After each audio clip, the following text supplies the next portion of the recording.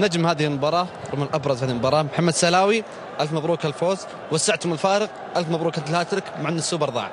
أول شيء بسم الله الرحمن الرحيم، طبعا الله يبارك فيك.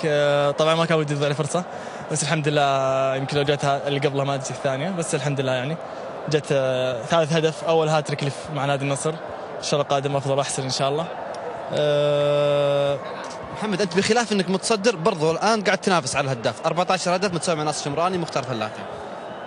طبعا أنا زي ما قلت من قبل، عندي الإنجاز الجماعي أفضل من الإنجاز الشخصي.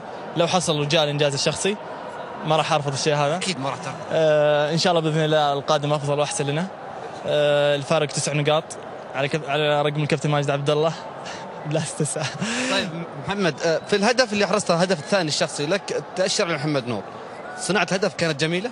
أكيد، هو الكابتن محمد نور دائم لعباته هذه، يعني دائم يصنع، دائم ممتاز بالباص قبل الهدف. الهدف على الهواء على فكرة الآن.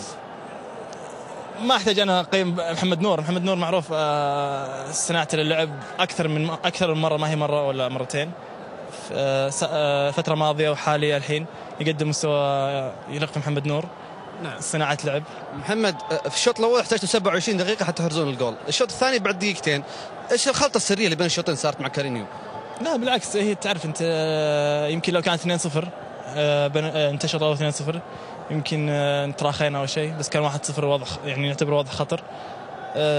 من اول ثاني دقيقه من الشوط الثاني قدرنا نسجل وكان الاهم، ووسعنا الفارق، وكان 3 نقاط هي اهم شيء. يعني الكوره وين راح تروح؟ هذه بتروح عند الوالده في البيت. طيب في دار حديث بينك وبين الامير ممدوح، ايش اللي صار؟ لا بالعكس، الامير ممدوح طبعا يبارك لي، اشكر وجوده، اشكر دعمه، اشكر جميع اعضاء شرف نادي النصر الداعمين اللي متواجدين بشكل كبير معانا، اللي يدعمونا، في ناس يدعمونا من خلف الكواليس، هم مصلحة نادي النصر.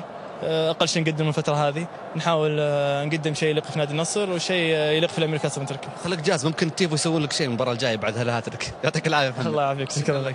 لقاء مع الكابتن محمد.